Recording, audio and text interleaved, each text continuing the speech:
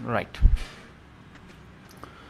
So day 2 of this vector topic, जिसको tool कहते हैं। फटाक से 2 मिनट के अंदर हम इसको रिवाइज कर लेते। कल के लेक्चर में हमने क्या देखा था, ठीक है। स्टार्ट किया था इस टॉपिक को, जानकारी ली थी हमने क्वांटिटी की। क्वांटिटीज़ क्या होती है, these are the few quantities यहाँ पे हमने लिखी है, स्पीड, एक्सेलरेशन, टाइम। उसको क्लासीफाई करते हैं, क्वांटिटी को 2 प्रकार से क्लासीफाई हमने किया। This is first classification, that is the second classification. पहिल्या क्लासिफिकेशनमध्ये आपण बघितलं, वी हॅव सीन कि फंडामेंटल और डिराइव क्वांटिटीज़ ऐसे क्लासीफाई करते हैं क्वांटिटी को। फिर से एक बार क्वांटिटी जिसको मेजर करते हैं, जैसे कि टाइम को मेजर करते हैं, स्पीड को मेजर करते हैं, फोर्स को, मास को, इन सभी को जिनको मेजर करते हैं उनको क्वांटिटी कहा जाता है। इमोशंस, हैप्पीनेस, रिच पुअर, ये क्वांटिटी नहीं होगी फिजिक्स के अंदर obviously. Fundamental quantities are 7: mass, time, temperature, amount of substance, current and luminous intensity and length. These are the 7 fundamental quantities. मतलब यही होता है इनका इन अ नटशेल कि इनके कॉम्बिनेशन से हम बहुत सारी क्वांटिटीज़ बना सकते हैं। तो ये सबसे फंडामेंटल हुई, सबसे कोर क्वांटिटी हो गई, ठीक है।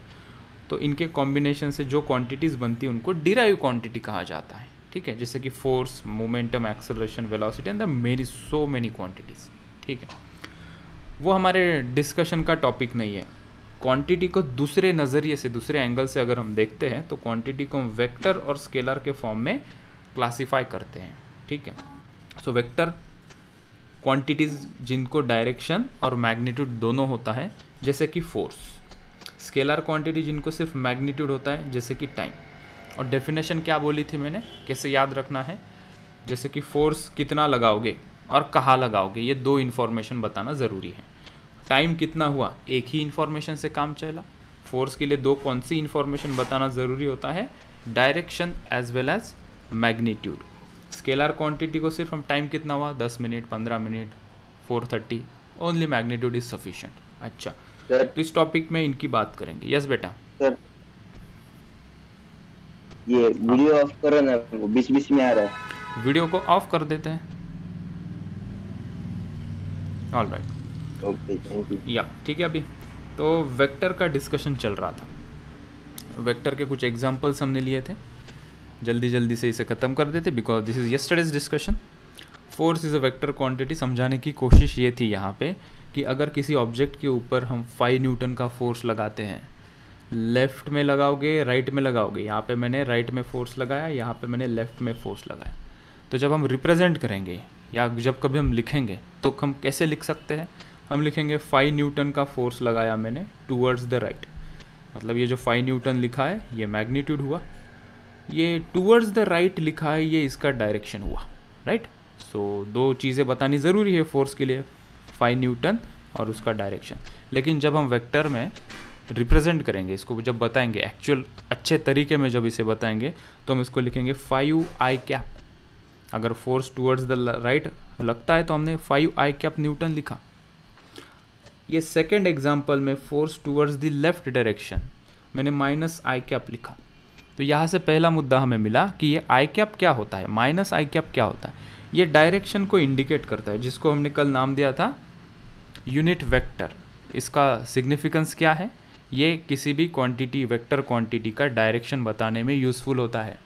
मतलब कि राइट हैंड डायरेक्शन में अगर कोई क्वांटिटी है तो उसको आई कैप इस यूनिट वेक्टर से दिखाएंगे, कोई लेफ्ट में जा रही है क्वांटिटी उसको -i कैप से हम दिखाएंगे। या हम ऐसा भी कह सकते हैं अलॉन्ग पॉजिटिव एक्स एक्सिस आई कैप लेटर यूज़ होता है, अलॉन्ग निगेटिव एक्स एक्सिस के डायरेक्शन को बताने के लिए -i कैप यूज़ होता है, जो कि नेक्स्ट पेज पे हमने यहाँ पे क्लियरली मेंशन किया। दूसरा एग्जांपल लिया था, कोई पार्टिकल है जिसकी वेलोसिटी ऊपर जा रही है 2 मीटर पर सेकेंड से, कोई पार्टिकल ऊपर जा रहा है with velocity of 2 metre per second. तो वेलोसिटी भी एक वेक्टर क्वांटिटी है, तो जब इसको रिप्रेजेंट करेंगे तो 2j कैप लिखेंगे। j cap is the unit vector और the symbolical representation which indicates quantity is travelling in the y direction. इसका मतलब है अलॉन्ग x, y और z डायरेक्शन में क्वांटिटीज़ अगर चलेंगी तो उसके लिए i कैप, j कैप और k कैप एक सिंबॉलिकल रिप्रेजेंटेशन हम यूज़ करेंगे, जिसको हमने कहा यूनिट वेक्टर। अभी यहाँ पे उसके साथ, किसके साथ, वेलोसिटी को 2 मीटर पर सेकेंड के साथ इसको मैंने मल्टीप्लाई कर दिया j कैप, तो नंबर चेंज नहीं होना चाहिए इसीलिए मैथमेटिकली इसको कहा गया कि ये जो यूनिट वेक्टर है इसका मैग्नीट्यूड होता है 1। नाम में ही 1 है, यूनिट मतलब 1। इसका सिंपल सा एक्सप्लेनेशन ऐसा हुआ कि किसी भी नंबर को अगर हम 1 से मल्टीप्लाई कर देते हैं तो वो नंबर का मैग्नीट्यूड नहीं चेंज होगा। 3 × 1 इज़ 3, 8 × 1 इज़ अगेन 8। सिमिलरली 2 को j से मल्टीप्लाई किया ना हमने, तो मैग्नीट्यूड वाइज j इज़ 1। उसका काम क्या है, बस डायरेक्शन बताना, ठीक है। इसके ऊपर क्या आप लिखते हैं वो स्टैंडर्ड नोटेशन होता है कि हम यूनिट वेक्टर लिख रहे हैं। यहाँ पे वेलोसिटी के ऊपर एक एरो देखो तुम, मैंने वेलोसिटी के ऊपर एक एरो लिखा है, that is also a standard notation which indicates कि तुम वेक्टर फॉर्म में क्वांटिटी को बता रहे हो। That's called as vector representation. भले ही क्वांटिटी मतलब कोई भी पार्टिकल ऊपर जाए, नीचे जाए, लेफ्ट में जाए, राइट में जाए, किसी भी प्लेन के इंक्लाइन जाए, यहाँ पे वेक्टर रिप्रेजेंट करते वक्त ये एरो का डायरेक्शन हमेशा राइट की तरफ ही देखने को मिलेगा। पीछे के एग्जांपल में देखो, यहाँ फोर्स के ऊपर भी मैंने राइट में ही एरो निकाला है, भले ही फोर्स लेफ्ट में हो, ये जो एरो है ये एरो हमेशा बाय डिफ़ॉल्ट हम राइट में ही निकालते हैं। उसके बाद हमने क्या बात की, हमने पोजीशन वेक्टर की बात की। हमने एक नई चीज़ यहाँ पे पढ़ी जिसका नाम था पोजीशन वेक्टर। लेट्स से कि यहाँ से यहाँ कोई पार्टिकल जा रहा था from position A to position B, तो इसके कोऑर्डिनेट थे 1, 2 और इसके कोऑर्डिनेट थे 3, 5। इसको वेक्टर फॉर्म में रिप्रेजेंट करना है, इसकी पोजीशन ये बताना है, ऐसा वेक्टर हम यहाँ पे ड्रॉ कर रहे थे। इसको थोड़ा सिंप्लीफाई करके मैंने यहाँ बताया। पार्टिकल की इनिशियल पोजीशन जब बचपन में हम लिखते थे तो कोऑर्डिनेट फॉर्म में ऐसा लिखते थे, A की पोजीशन 1, 2, B की पोजीशन 3, 5, अगर ग्राफ के ऊपर हम इसे निकालते हैं तो, ठीक है। इसका वेक्टर बनाया जा सकता है और उसको नाम देते हैं पोजीशन वेक्टर। ये काफ़ी इन्फॉर्मेटिव होता है, इससे 2 इन्फॉर्मेशन निकलती है। भले ही देखने से यहाँ से कुछ पता ना चले, लेकिन इसके अंदर 2 इन्फॉर्मेशन छुपी है, magnitude as well as direction, ठीक है। तो ए बी हमने लेटर यूज़ किया, अल्फ़ाबेटिकल लेटर यूज़ करेंगे, स्मॉल लेटर यूज़ कर सकते हैं, कैपिटल लेटर यूज़ कर सकते हैं, ठीक है। उसके ऊपर एरो बाय डिफ़ॉल्ट राइट में ही देना है। यहाँ पे ये ए बी वेक्टर क्या रिप्रेजेंट कर रहा है, इसकी पोजीशन को रिप्रेजेंट कर रहा है, ठीक है। हमने कैसे लिखा इसको, 2i + 3j। यहाँ से हमने देखा कि किस प्रोसीजर से हमने उसको 2i + 3j लिखा। जैसे कि डिस्टेंस फॉर्मूला ये होता है, A B is equals to √(x2 - x1) का स्क्वायर प्लस y2 - y1 का स्क्वायर, ठीक है। उसी प्रकार से हम जब पोजीशन वेक्टर लिखेंगे तो x की फाइनल पोजीशन माइनस x की initial position into i cap करेंगे, बीच में साइन प्लस होगा, वैसे ही y2 - y1 करके j कैप लिखेंगे। इसका मतलब है इसको पोजीशन वेक्टर लिखने के पहले मुझे 3 - 1 करना पड़ेगा, इंटू i कैप किया, 5 - 2 इंटू j कैप करेंगे। So this is 2i + 3j। इस प्रकार से इस पोजीशन वेक्टर को हम लिखेंगे।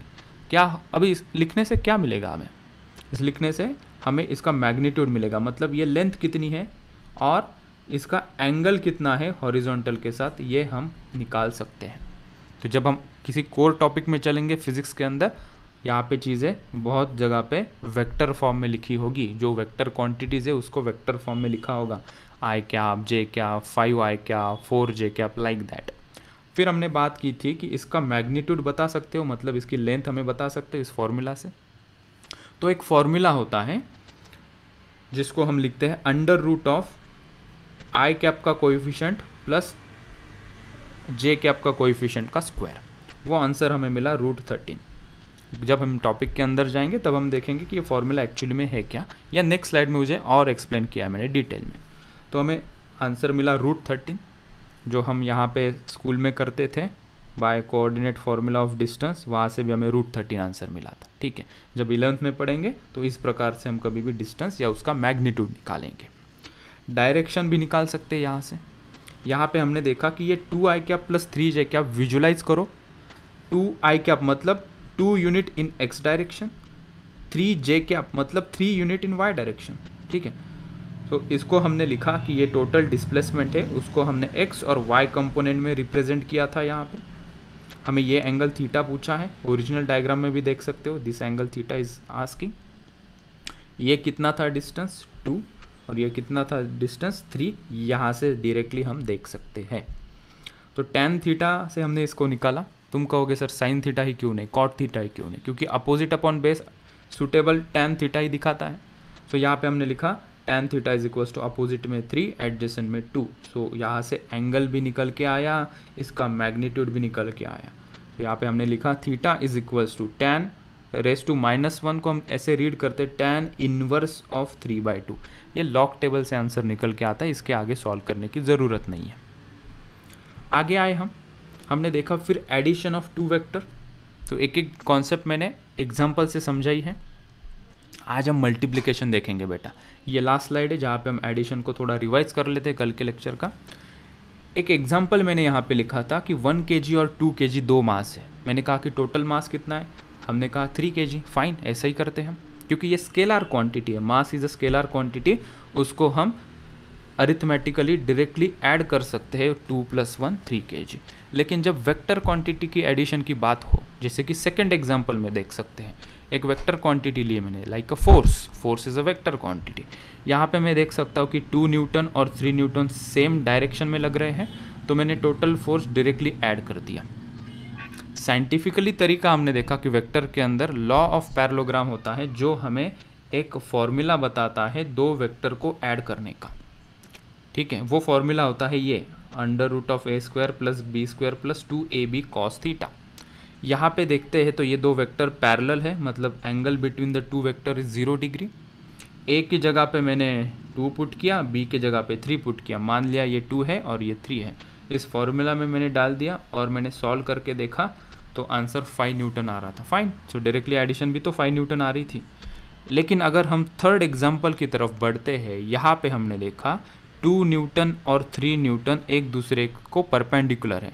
ये कोई ब्लॉक है, इसके ऊपर 2 न्यूटन एक्स डायरेक्शन में, 3 न्यूटन अपवर्ड वाई डायरेक्शन में लग रहा था। तो नेट फोर्स कितना आएगा, हमने विजुलाइज करके देखा कि इसके ऊपर अगर ऐसा फोर्स लगता है तो बॉडी यहाँ मूव होगी, इधर आ जाएगी। तो यहाँ पे 5 न्यूटन आंसर गलत होगा। ये फॉर्मूला यूज़ करके सही आंसर मिलेगा कि दो वेक्टर के एडिशन इस फॉर्मूला से करेंगे। यहाँ पे हमने क्या पुट किया, इसके रिप्रेजेंटेशन को यहाँ देखते हैं। ये 2 न्यूटन इधर और 3 न्यूटन ऊपर लग रहा था। यस, इनकी पोजीशन को हम एक पॉइंट से जोड़ के लिख सकते हैं, ठीक है, उसको हम ट्रांसपोज कर सकते हैं वेक्टर। तो एंगल इनके बीच में 90 था, यहाँ वैल्यू पुट की cos 90 0 आया, तो अंडर रूट में 2² + 3² √13 वॉज द आंसर। √13 मतलब लगभग 3.4 न्यूटन आंसर हमें मिला। वैसे एक लास्ट केस हमने यहाँ पे की, अगर दो फोर्स एक दूसरे के अपोजिट है, एक्चुअली मतलब हम यहाँ पे सब्ट्रैक्शन कर रहे हैं, तो देखा गया कि इनके बीच में एंगल कितना है 180 डिग्री। फॉर्मूला के अंदर यहाँ पे 180 डिग्री हमने पुट किया, वो cos 180 -1 होता है। कुछ ट्रिग्नोमेट्री भी मैं सिखाऊंगा जो फिजिक्स के लिए लगेगी। आज हम बात करेंगे 37 डिग्री और 53 डिग्री का राइट एंगल ट्रायंगल की कुछ वैल्यू होती है। हमें तो बस 0, 30, 45, 60, 90, ज़्यादा से ज़्यादा 180 तक पता है। दो और ट्रिपलेट ट्रायंगल्स होते, उसकी भी बात आज होगी। इसको हमने कंप्लीट किया, यहाँ पे वैल्यू पुट की तो हमें आंसर मिला। It is like a subtraction, finally जाके 1 न्यूटन का आंसर हमें मिला। So moral of the story, vector addition किसी एक प्रकार के फॉर्मूला से किया जाता है, जिसको लॉ ऑफ पैरेललोग्राम से डिराइव किया गया है। इस फॉर्मूला को एक्चुअल लेक्चर में हम उसे देखेंगे, ठीक है। यहाँ पे हमने देखा कि फोर्स को कैसे समराइज हमने किया डिफरेंट केसेस लेके, ठीक है। कुछ एग्जांपल और करते हैं रिगार्डिंग वेक्टर, ठीक है। एक एग्जांपल मैं यहाँ पे लिख रहा हूँ, हम इसकी अंडरस्टैंडिंग बिल्टअप करेंगे कि फिजिक्स के अंदर कोई भी क्वांटिटी को वेक्टर फॉर्म में रिप्रेजेंट करेंगे और उसका डायरेक्शन और मैग्नीट्यूड हमें पूछेंगे कि क्या आता है, ठीक है। तो एक एग्जांपल मैं ले रहा हूँ, वेरी सिंपल एग्जांपल। किसी का माइक ऑन है, मैं बंद कर देता हूँ, उसके पीछे थोड़ा नॉइज आ रहा है मुझे, राइट। एक एग्जांपल ऐसा है, for a given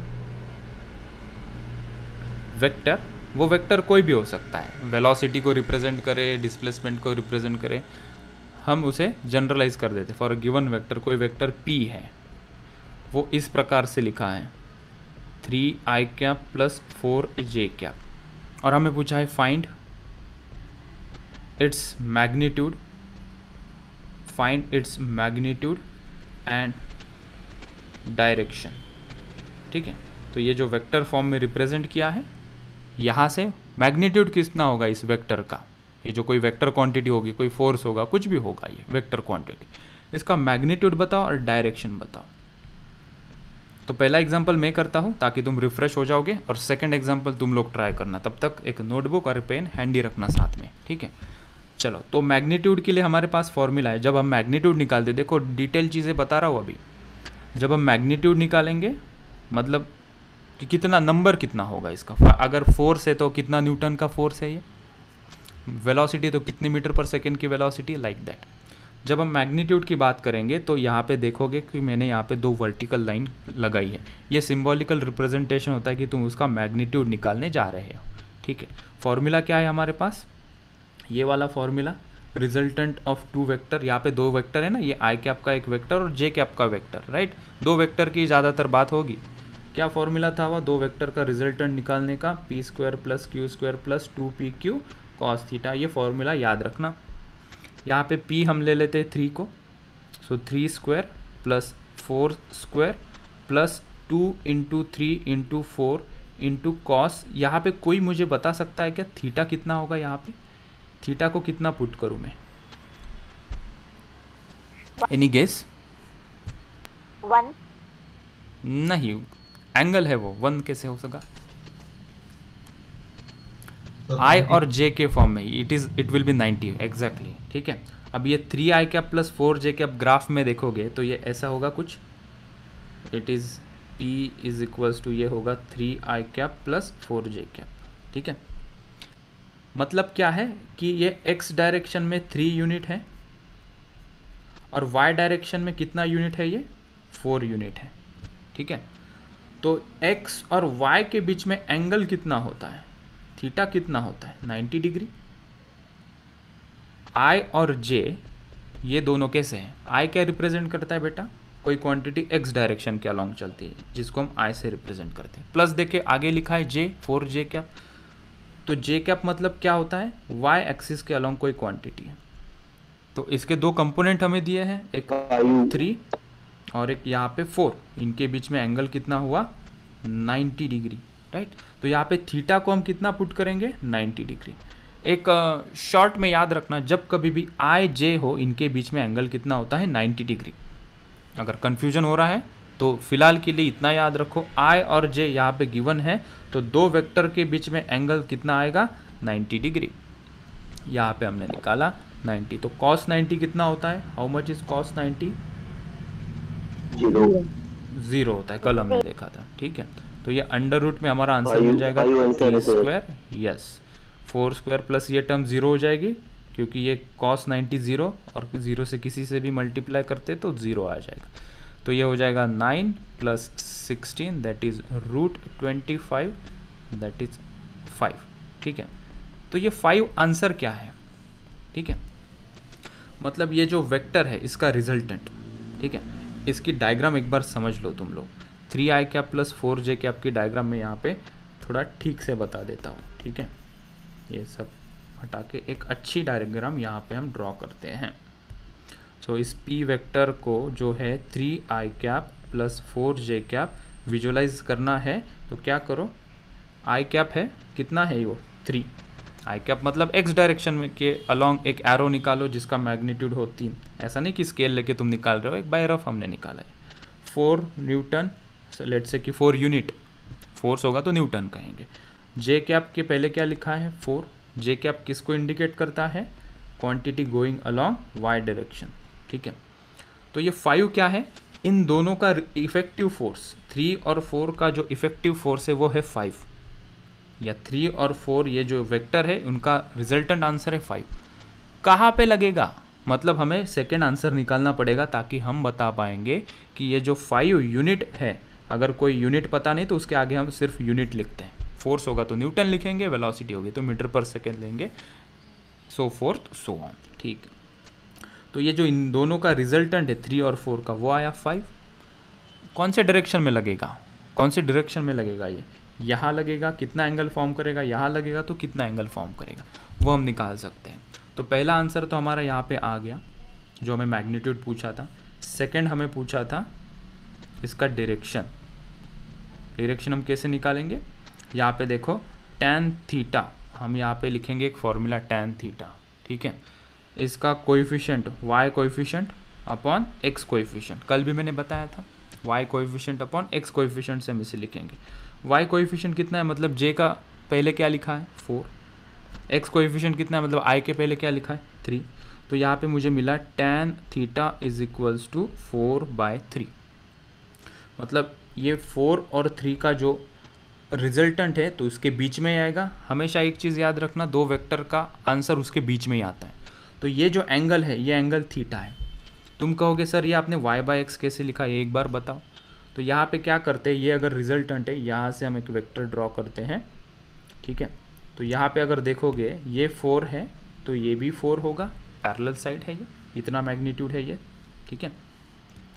so opposite upon adjacent that is 4/3 हमने लिखा, ठीक है। तो आंसर आया tan theta is equals to 4/3। इसकी वैल्यू हमें पता होती है, बता रहा हूँ कैसे, ठीक है। इसका आंसर कुछ आएगा 37 डिग्री या 53 डिग्री, ऐसा कुछ इसका आंसर आएगा। दो स्टैंडर्ड ट्रायंगल्स होते हैं जो हमें क्लास 11 और 12th में बहुत यूज़ होंगे, फ्रिक्वेंटली यूज़ होंगे, वो है ट्रिपलेट ट्रायंगल्स, जिसको कहते हैं हम ट्रिपलेट ट्रायंगल्स। वो मैं नीचे यहाँ पे बता देता हूँ, will see about triplet triangle, ठीक है। दो ट्रायंगल होते हैं 90 डिग्री के, let me draw them first, ठीक है। ये थोड़ा रटना है, हमें याद रखने पड़ेंगे ये दो, ओके। एक होता है 37 डिग्री का, एक होता है 53 डिग्री का, ठीक है।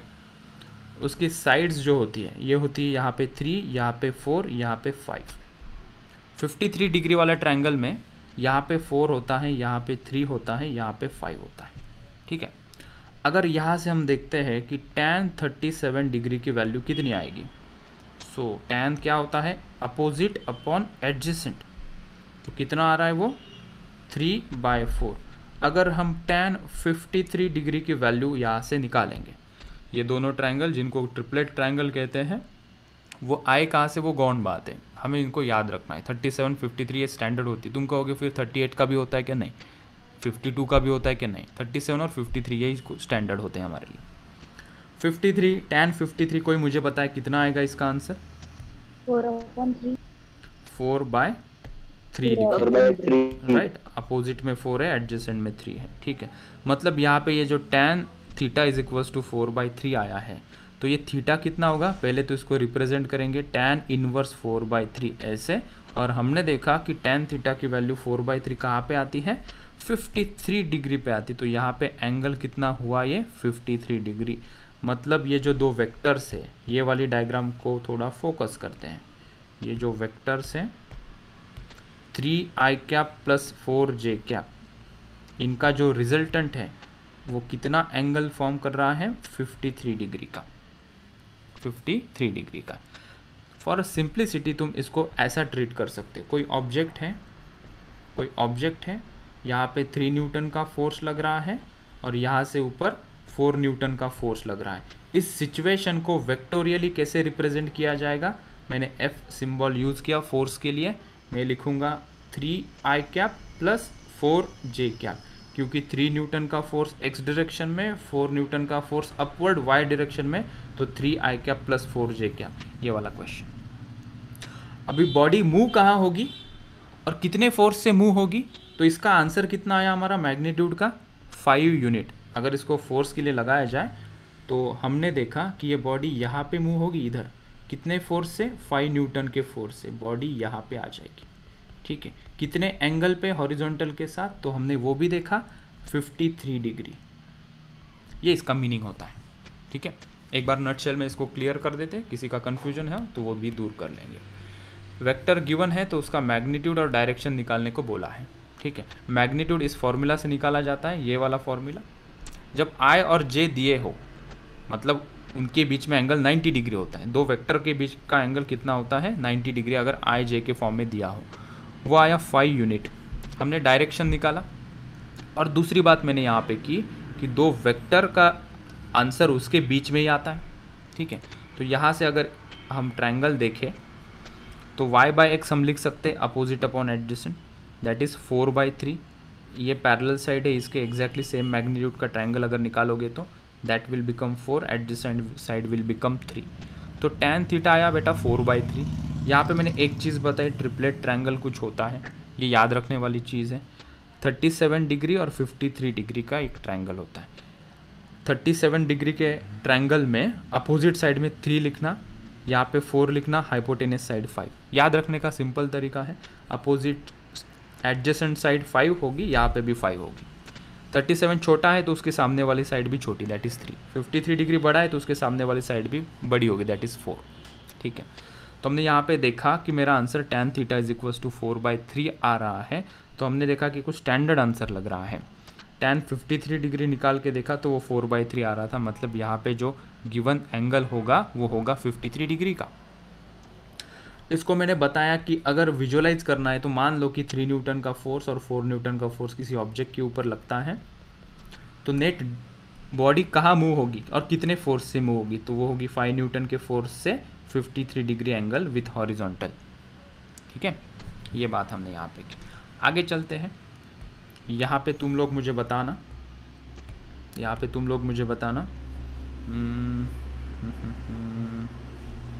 अगर मैं लेता हूँ कि एक एग्जांपल मैंने लिखा यहाँ पे, velocity is represented by v is equals to let's say 4i cap plus 3j cap. Find magnitude of velocity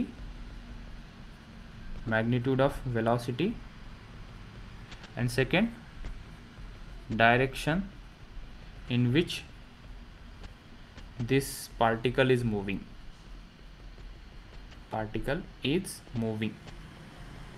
देखते हैं कौन इसे सॉल्व करके मुझे आंसर बताता है। Take your 1 minute.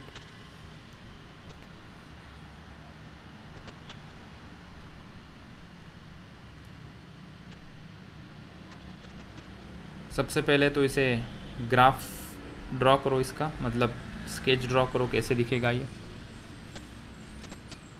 आई और जे मतलब एक दूसरे के परपेंडिकुलर होते हैं। फॉर्मूला यूज़ करो, फॉर्मूला भी लिख देता हूँ, √p² plus q² plus 2pq cos theta. दो वेक्टर का मैग्नीट्यूड निकालने के लिए फॉर्मूला यूज़ करते हैं।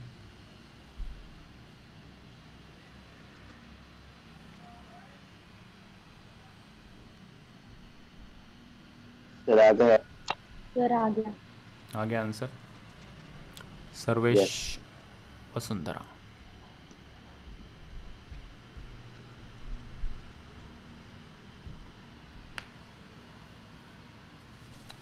ठीक है, तो हमने देखा जैसे लास्ट क्वेश्चन किया था, इसी को देखते हैं। ठीक है, ये ऐसा लिखा है, मतलब ग्राफ में कैसे लिखेंगे। पहले दिखा कि 4i कैप है, मतलब 4 यहाँ ऐसे लिखो, अलॉन्ग द एक्स डायरेक्शन होता है आई कैप का सिंबल, एक्स डायरेक्शन में क्वांटिटी चल रही है ये बताता है।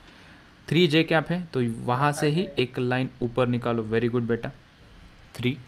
ठीक है, एक चीज़ हमें पता है कि दो वेक्टर का रिजल्टेंट उसके बीच में ही आएगा, मतलब इसका आंसर इस डायरेक्शन में आएगा। कितना आएगा और कितना एंगल आएगा वो हमें फाइंड आउट करना है, ये दो चीज़ें हमें फाइंड आउट करनी है। ठीक है, तो ये जो मैग्नीट्यूड है इस फॉर्मूला से आएगा, √में 4² प्लस 3² प्लस 2 × 4 × 3 × कॉस। इन दोनों के बीच में एंगल कितना है, दो वेक्टर्स के बीच में एंगल कितना है, रिजल्टेंट का नहीं, वेक्टर्स के बीच में 90 डिग्री है। 90 डिग्री। वो तो 0 हो जाएगा ना, तो ये 4² प्लस 3² बचेगा। तो ये क्वेश्चन में हम याद रखेंगे, जब कभी भी इस फॉर्म में आया है तो डायरेक्टली मैग्नीट्यूड में √4² प्लस 3² कर देना, क्योंकि हमें पता है ये वाली टर्म 0 हो जाती। तो ये भी आया 5। ठीक है, √25 विच इज़ नथिंग बट 5। ठीक है, मान लो उसका हमने यूनिट क्वेश्चन में बता दिया मीटर पर सेकेंड, तो यहाँ पे भी हम लिखेंगे मीटर पर सेकेंड। ठीक, कितने एंगल पे लगेगी, तो हमने वो निकाला tan थीटा। ठीक है, तो यहाँ पे अगर देखना चाहोगे तो ये 3 है ना, यहाँ पे एक लाइन, हाँ यहाँ पे एक ट्रायंगल कंप्लीट कर दो, ये 3 है तो ये भी 3 हो जाएगी ये साइड। ठीक है, if you see the same diagram, थोड़ा बड़ा निकालो सर यहाँ पे, हाँ ये थीटा है, ये 3 होगी, ये 4 होगी, अपोजिट में 3 है, एडजेसेंट में कितना है 4। तो 3/4 3/4 हमने पीछे देखो 37 डिग्री आंसर आ रहा है इसका। तो यहाँ से थीटा कितना आएगा 37 डिग्री। इसका मतलब है कि ये जो वेलोसिटी है वो कितनी है magnitude wise 5 metre per second और कितने एंगल पे है 37 डिग्री। मतलब तुम ऐसे इमेजिन कर सकते हो कि कोई गाड़ी जा रही है with a velocity of 5 metre per second and horizontal के साथ इसका एंगल है 37 डिग्री। ठीक है, ये इस प्रकार से किया हमने। कुछ नया पढ़ते हैं, कुछ नया पढ़ते हैं और इसके आगे का पढ़ते हैं। मैं कुछ पेजेस ऐड कर लेता हूँ यहाँ पे।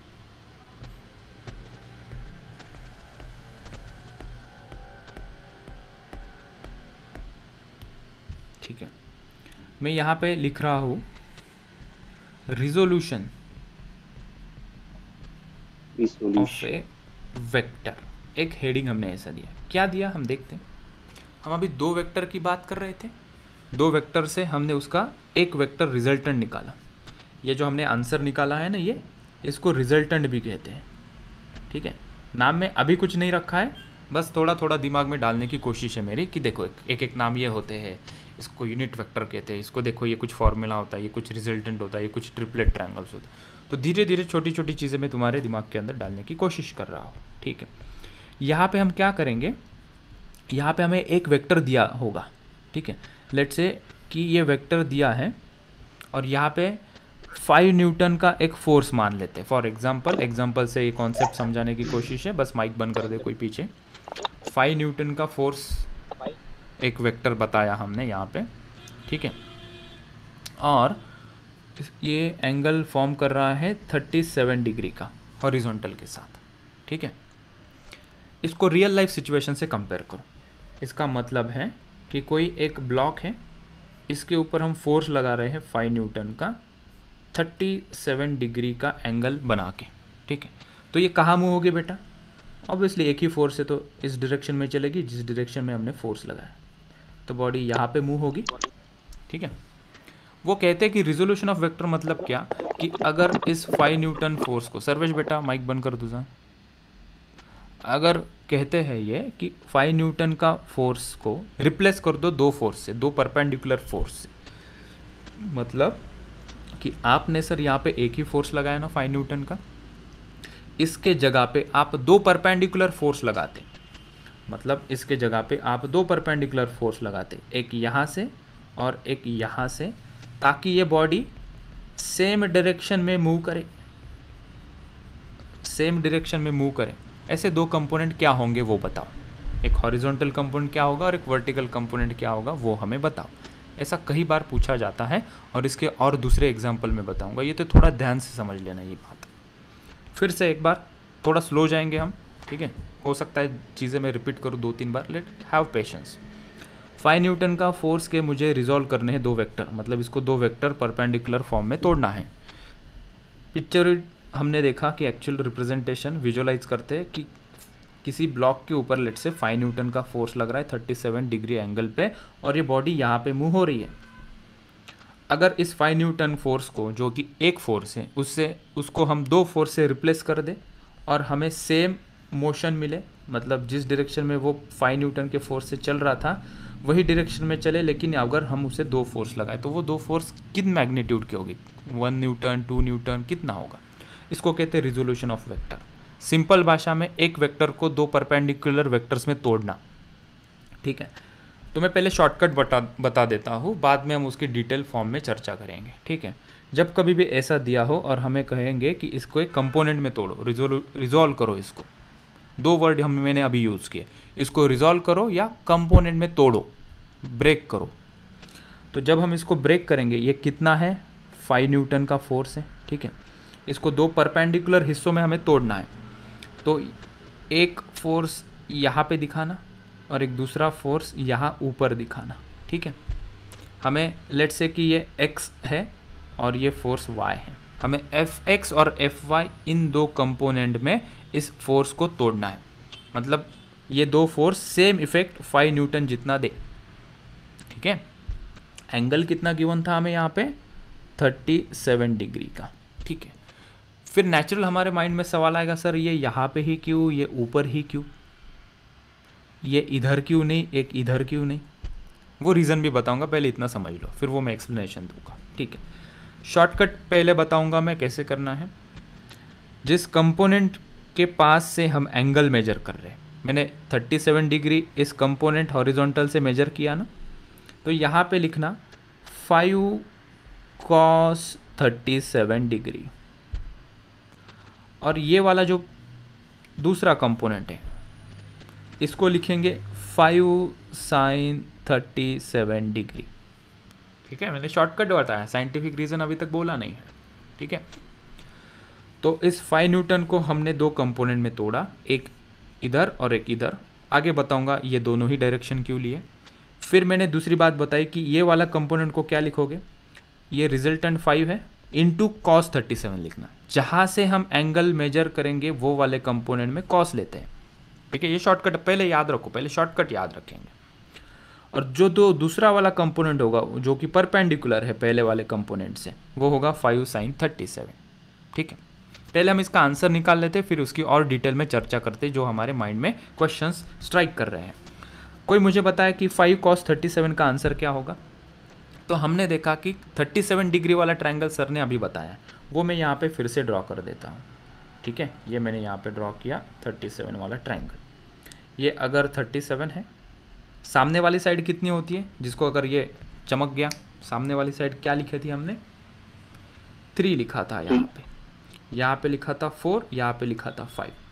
53 होता तो सामने 4 लिखते, यहाँ पे 3 लिखते, ठीक है। तो यहाँ से कोई मुझे बता सकता है क्या cos 37 डिग्री कितना होगा।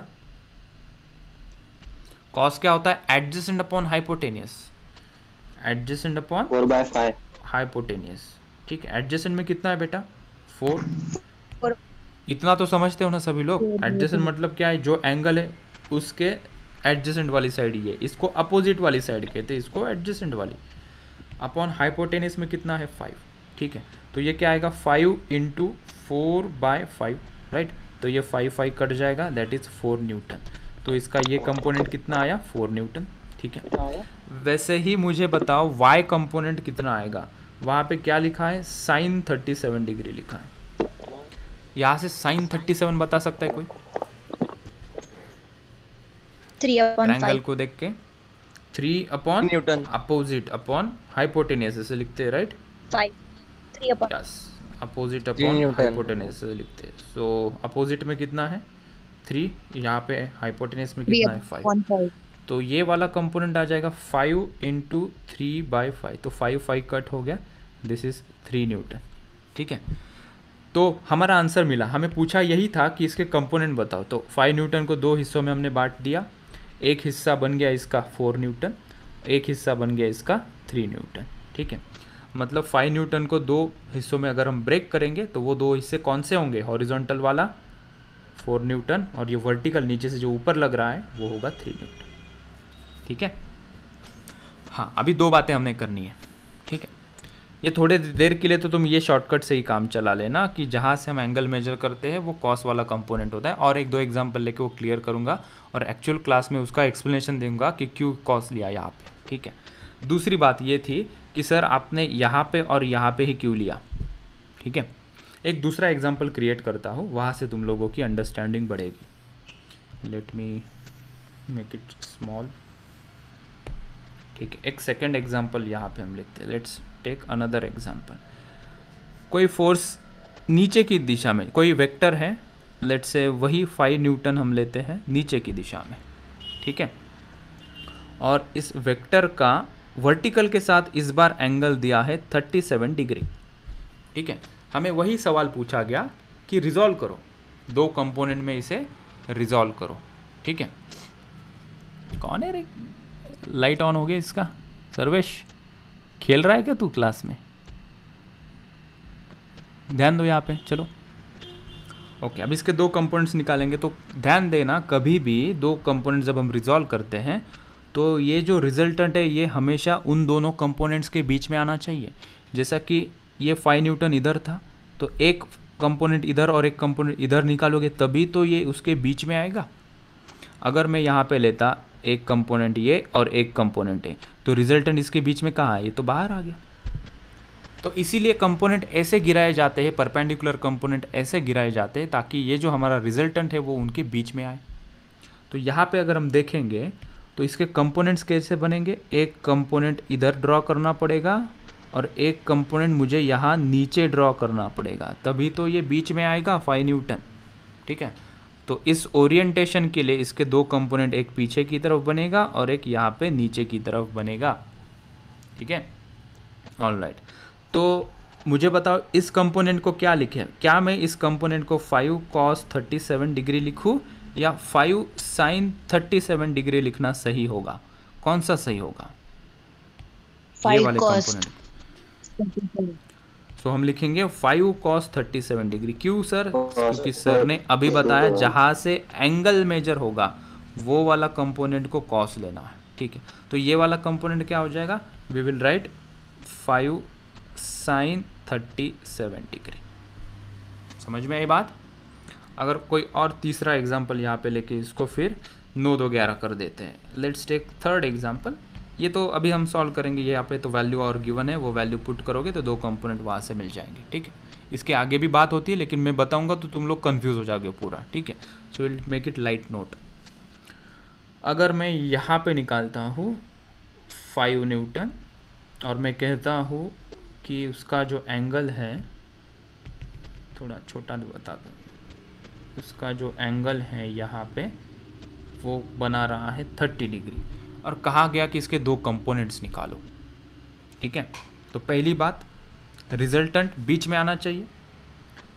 ये एक कंपोनेंट इधर एक कंपोनेंट इधर लेके काम नहीं चलेगा, तो हमने कहा कि ये नहीं चलेगा। एक कंपोनेंट इधर और एक कंपोनेंट ऊपर, ये भी सही नहीं होगा क्योंकि रिजल्टेंट बीच में होना चाहिए। यहाँ कहाँ बीच में आ रहा है, नहीं आ रहा। तो इसके कंपोनेंट्स कैसे बनेंगे, एक इधर और एक नीचे की तरफ। ठीक है, स्टेप 1 क्लियर। स्टेप 2 क्या होगी, इस कंपोनेंट को कोई मुझे बताए क्या लिखूं और इस कंपोनेंट को बताओ। तो ऊपर वाले को बताओ, इसको क्या लिखूं? सो 5 cos 37 डिग्री इसको लिखना और इसको लिखेंगे 5 sin 37 डिग्री। सर वो 30 डिग्री है ना? हाँ 30 लिखा है ना, ओके। सो दिस इज 30, मैंने 30 लिया है ना angle, so I should have written here 30। So 5 sin 30 degree. एक टॉपिक है हमारा लॉज ऑफ मोशन, वहाँ पे एक फ्री बॉडी डायग्राम बोल के हम कुछ निकालते हैं। फ्री बॉडी डायग्राम बोल के कुछ निकालते हैं क्योंकि आपको वो कॉन्सेप्ट नहीं पता, तो मुझे ये लेमैन का वर्ड यूज़ करना पड़ेगा, बोल के कुछ निकालते। लिसन टू दिस, एक एग्जांपल ही बता रहा हूँ। यहाँ पे एक रस्सी दी होगी, ठीक है, ये पेंडुलम है। ठीक है, यहाँ पे इस पेंडुलम का वर्टिकल के साथ एंगल दिया है, मैं उस पेन को थोड़ा छोटा करूँ, लेट से 30 डिग्री का एंगल फॉर्म कर रहा है। ये पेंडुलम है, ये रस्सी है, this is a string and this is a Bob. ये छोटा सा गोला है, उसको बॉब कहते हैं वो टॉपिक के अंदर। ठीक है, नाम में कुछ नहीं रखा है, हमारी पर्पज़ दूसरा है यहाँ पे कुछ चीज़ें बताना। ठीक है, यहाँ पे जब हम फोर्सेस दिखाते हैं, ऑब्जेक्ट के ऊपर फोर्सेस जब हम दिखाते हैं, टेंशन होता है एक, ठीक है, यहाँ पे एक फोर्स होता है, टेंशन इज फोर्स। रस्सी को खींचोगे तो रस्सी के अंदर एक टेंशन आता है, तो वो टेंशन का डायरेक्शन अपवर्ड होता है। वो मत पूछना कि यार सर ऊपर ही क्यों होता है डायरेक्शन, वो टॉपिक में हम बात कर लेंगे। ये टेंशन टी ऊपर लगता है, ठीक है। इस टेंशन के दो कंपोनेंट्स हमें करने पड़ते हैं, इस टेंशन टी के दो कंपोनेंट्स हमें करने पड़ते हैं, ठीक है। तो अगर इस टेंशन टी को एज अ वेक्टर मैं यहाँ पे बाहर ड्रॉ कर दूँ, ये ऐसा टी दिखाया है, ठीक है, इसके हमें दो कंपोनेंट्स निकालने हैं, ठीक है। तो कोई मुझे बता सकता है कि इसके दो कंपोनेंट कैसे आएंगे? मैं 4 ऑप्शन देता हूँ, इधर इधर दूसरा ऑप्शन है, इधर दूसरा इधर, मतलब इसको दो हिस्सों में बांटना है। इस टी टेंशन को दो हिस्सों में बांटना है। T tension is a force, इसको दो कंपोनेंट में तोड़ना है, एक इधर और एक इधर आएगा। डी आई डी के आई डोंट नो क्या होगा आंसर। टी के दो टुकड़े करोगे, कैसे टुकड़े करोगे? इस प्रकार से, इस प्रकार से, इस प्रकार से, या तुम्हें पता नहीं? ए वाला सर, मुझे लगता है ए वाला सही जवाब होना चाहिए। ए वाला सही जवाब सर, होना ए चाहिए, वाला है। ठीक है। मैं क्या कनेक्ट करने की कोशिश कर रहा हूँ, टी को जब तोड़ोगे तो एक कंपोनेंट इधर आएगा और एक कंपोनेंट इसका इधर आना चाहिए।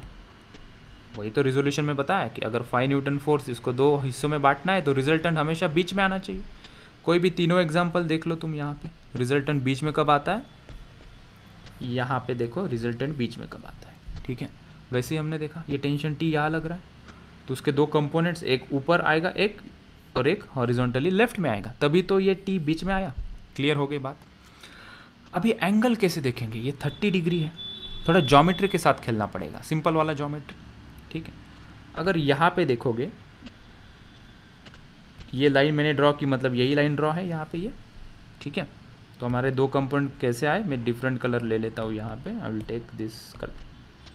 ठीक है, मतलब मैंने एक ये बनाया और एक दूसरा यहाँ पे बनाया। ठीक है, मैं ये एंगल बता सकता हूँ कि कितना है, ये 30 डिग्री है, ये एंगल पता है कि कितना होगा, हाँ कितना, डिग्री वो भी 30 30 डिग्री होगा, राइट। क्या है वो प्रॉपर्टी जिसके तुमने Net angle T. Alternate angle form कर, नहीं तो हमारी भाषा में इसको ये ऐसा जेड फॉर्म हो रहा है, देखो हॉरिजॉन्टल देखोगे ऐसा जेड फॉर्म हो रहा है। ठीक है, या एन फॉर्म हो रहा है। ठीक है, so these are 2 parallel lines, उसके बीच में से एक ट्रांसवर्स आती है, तो ये अल्टरनेट एंगल कहते हैं, इसके कारण ये एंगल 30 मिल गया मुझे।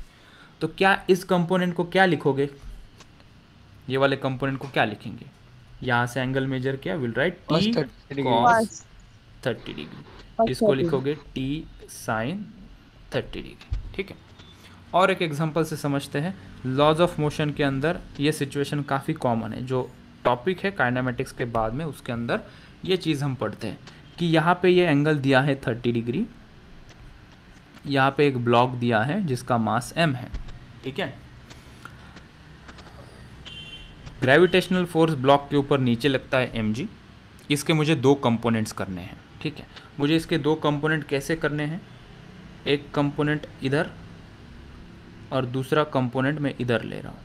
ठीक है, देखो ये भी तो परपेंडिकुलर है, ये और ये एक दूसरे को कैसे है, परपेंडिकुलर है, और ये रिजल्टेंट उनके बीच में आ रहा है। ठीक है, हमारे काम की बात बोलता हूँ मैं, ये मत पूछना सर mg क्या है, ये क्या है, काम की बात यहाँ पे देखो, ये 30 है तो ये एंगल भी 30 होता है, वो क्यों होता है वो टॉपिक में बताऊँगा मैं। ठीक है, इफ दिस इज एंगल 30, ये भी 30 होता है। ठीक है, अच्छा काम की बात मैं यहाँ से निकाल लेता हूँ, मतलब mg नीचे है फोर्स। ठीक है, उसके 2 कंपोनेंट्स हम निकाल रहे हैं, एक कंपोनेंट यहाँ पे, एक कंपोनेंट यहाँ पे आ गया, ये एंगल गिवन है 30 डिग्री। कोई मुझे बताएगा क्या कि ये कंपोनेंट क्या होगा, इसको क्या लिखेंगे, ये वाले फोर्स को जब तोड़ोगे तो mg को 2 हिस्सों में तोड़ना है, तो ये वाले हिस्सों को क्या लिखोगे, ये वाला mg cos 30 होगा या mg sin 30 डिग्री होगा, mg cos 30 cos 30 mg cos 30 लिखेंगे। ठीक है, क्योंकि शॉर्टकट सर ने बोला जहाँ से एंगल मेजर है वो वाला 30 लेना, cos 30। ये वाला होगा mg sin 30 sin 30 sin 30। Sin ठीक है, सो यहाँ पे इसका इस्तेमाल है, वेक्टर का यहाँ पे इस्तेमाल है। ठीक है, ये तो हो गई कंपोनेंट की बात। 2-3 बातें मैंने बताई, एक तो कंपोनेंट में कैसे रिजॉल्व करना है, एडिशन कैसे करते हैं, सब्ट्रैक्शन कैसे करते हैं। सब्ट्रैक्शन मतलब 2 वेक्टर के बीच में 180 डिग्री का एंगल होगा। ठीक है, ने रिप्रेजेंटेशन देखा, आई कैप जे कैप के कैप क्या होता है वो हमने देखा। ठीक है, बहुत हद तक हमने वेक्टर को लगभग मैंने डिटेल में ही पढ़ा दिया, ऊपर ऊपर से बोलने से मैंने डिटेल में ही पढ़ा दिया। कल के लेक्चर में, tomorrow will be the last demo lecture, कल के लेक्चर में हम मल्टीप्लिकेशन देखेंगे। उसका एक ट्रेलर दे देता हूँ मैं आज, मल्टीप्लिकेशन ऑफ 2 वेक्टर। जैसे हमने ऐड किया 2 वेक्टर क्वांटिटीज़ को, हम मल्टीप्लाई भी करते हैं। वेक्टर कभी डिवाइड नहीं होते, 2 वेक्टर को हम कभी डिवाइड नहीं करते। ठीक है, वो रूल होता ही नहीं है। वेक्टर एडिशन सब्ट्रैक्शन मल्टीप्लिकेशन ही होता है।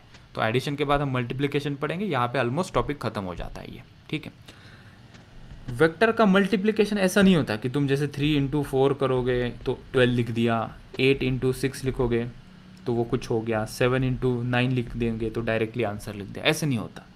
वेक्टर क्वांटिटी का मल्टीप्लिकेशन 2 प्रकार से किया जाता है। ठीक है, तो ये जो मल्टीप्लिकेशन है वो भी 2 टाइप के होते हैं।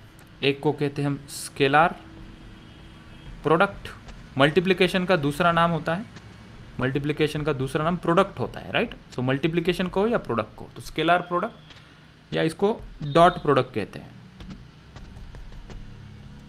स्केलर प्रोडक्ट या इसका दूसरा नाम होता है डॉट प्रोडक्ट, ठीक है। और एक होता है वेक्टर प्रोडक्ट, या इसको एक कॉमन नाम यूज करते हैं क्रॉस प्रोडक्ट। क्रॉस प्रोडक्ट एक एग्जांपल देता हूँ, फिर हम क्लास खत्म करेंगे, ठीक है।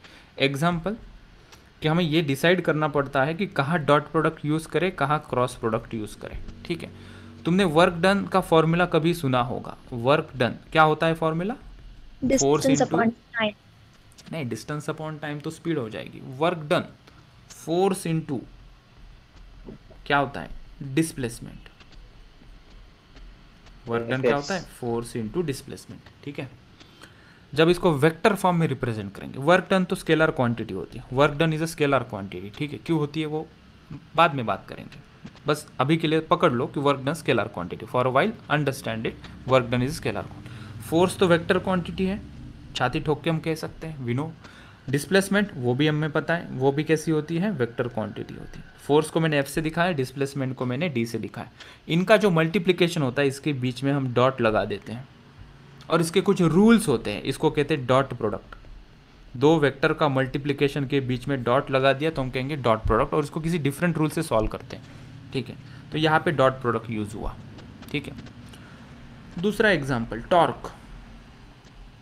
टॉर्क टॉर्क होता है फोर्स इंटू परपेंडिकुलर डिस्टेंस। ये वर्क डन जैसे ही लगता है फॉर्मूला, ये होता है फोर्स इंटू परपेंडिकुलर डिस्टेंस। तुम जब दरवाज़ा खोलते हो ना, दरवाजे की कुंडी, the handle of the door बहुत दूर एक दूसरे एंड पे होता है, जहाँ पे दरवाज़ा फिक्स है उसके एग्जैक्टली अपोजिट एंड पे दरवाजे का हैंडल होता है, ताकि तुम आसानी से कम फोर्स लगा के इजीली दरवाज़ा ओपन करो। जब दरवाज़ा ओपन या क्लोज करते हो, उस एक्शन को कहते हैं you applied a torque on a door, ठीक है। सो टॉर्क को टाउ से दिखाते हैं, which is a vector quantity, ठीक है। परपेंडिकुलर डिस्टेंस को हम आर से दिखाते हैं, और फोर्स को हम एफ से दिखाते हैं। ऑब्वियसली यहाँ पे मैंने क्रॉस प्रोडक्ट यूज़ किया, ठीक है। तो हमें ये बताना पड़ता है कि कहाँ क्रॉस प्रोडक्ट यूज़ करेंगे और कहाँ डॉट प्रोडक्ट हम यूज़ करेंगे, ठीक है।